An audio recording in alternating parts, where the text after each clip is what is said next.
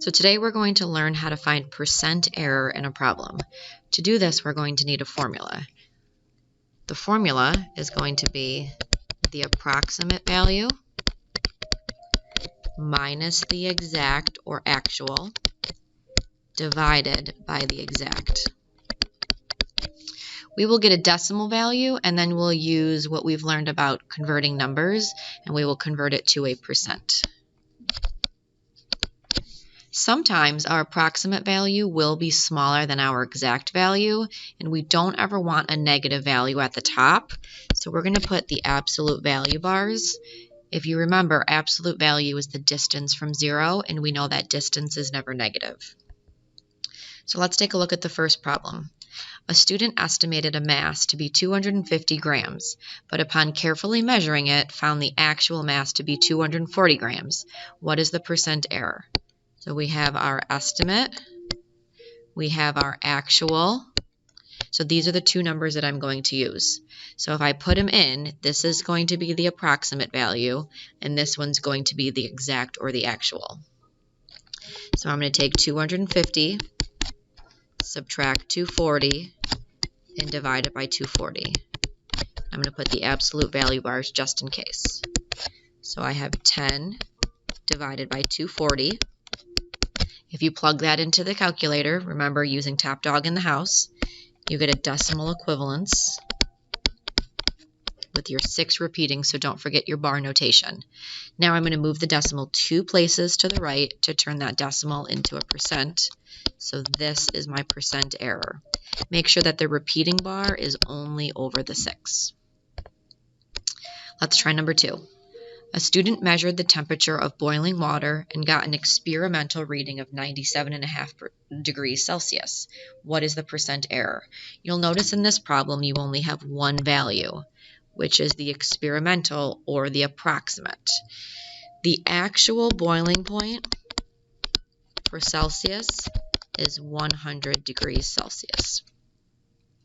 So I'm going to use my formula, 97.5 minus 100 divided by 100. 97.5 minus 100 is a negative 2.5. I'm not going to include the negative because I have the absolute value bars, which is that distance from 0. So I get 2.5 divided by 100. Here is my decimal equivalence. I'm going to move the decimal 2 places to the right for my percent error as 2.5%. Go ahead and pause the video, and I want you to try questions 3, 4, and 5. Hopefully you had a chance to figure those out. I'm going to go ahead and do the problems, and you can see if you got yours correct or not.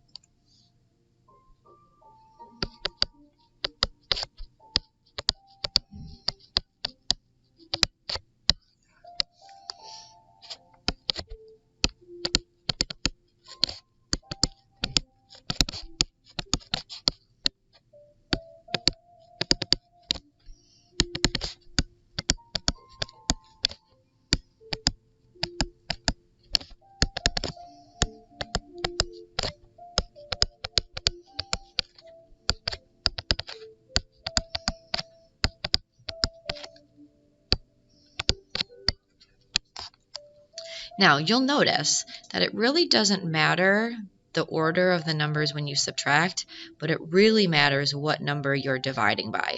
So make sure that you're always dividing by the actual or the exact, the value it should be.